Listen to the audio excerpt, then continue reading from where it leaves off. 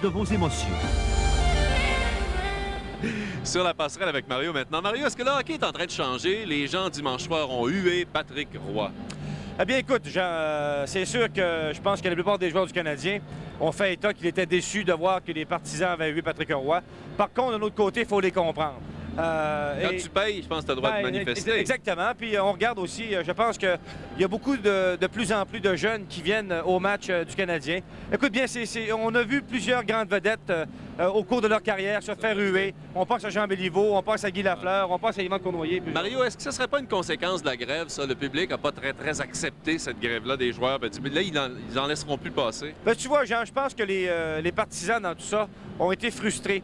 Parce que ni d'un côté comme de l'autre, vraiment, on s'est préoccupé des partisans dans cette grève qui a duré 10 jours. Alors, le monde n'a pas oublié cette grève-là, qu'on le veuille ou non. Alors, ils le font savoir aux joueurs, les gars qui sont quand même bien payés. Mais par contre, je suis content, dans le fond, que ce soit arrivé à Patrick Roy et non pas à un autre. Parce que Patrick Roy, tout de même, a beaucoup de caractère. Mais aussi, on regarde ce soir, les joueurs du Canadien n'ont pas donné beaucoup de lancers.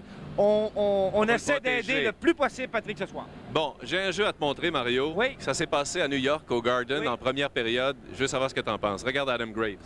Alors, Adam Graves... Sur Mario Lemieux, c'est incroyable. Et quand on parle justement d'un coup de bâton à un joueur vedette comme Mario Lemieux, et qu'on perd Mario Lemieux pour la rencontre, quand on pense que les gens, au prix des billets, qu'ils sont dans les séries éliminatoires, et on est privé de voir une vedette comme Mario Lemieux. Et en plus de ça, Adam Graves a seulement eu 2 minutes.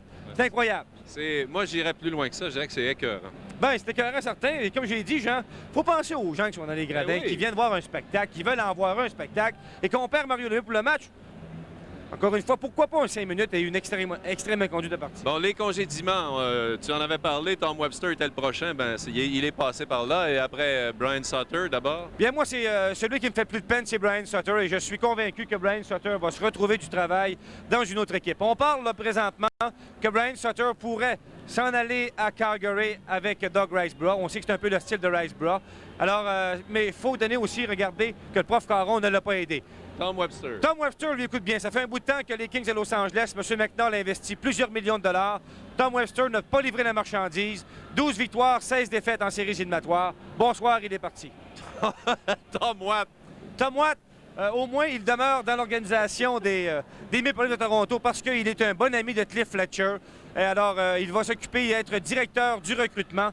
Alors, Tom Watt, à mon avis, lui non plus, mais loin d'avoir livré la marchandise. 15 d'augmentation, les Nordiques, les billets, puis s'ils font pas les séries, ils remboursent pas mal, ça. C'est une bonne idée, ça. C'est beaucoup de guts pour les Nordiques. Alors, ça va quand même permettre à tout le monde de se surpasser pour faire les séries éliminatoires. Bravo à Marcel Aubu et à Jean Deslegault. Bravo à Mario. Et voilà. Les séries éliminatoires de la Coupe Stanley, oui, sont présentées par la soirée du hockey Molson à Radio-Canada.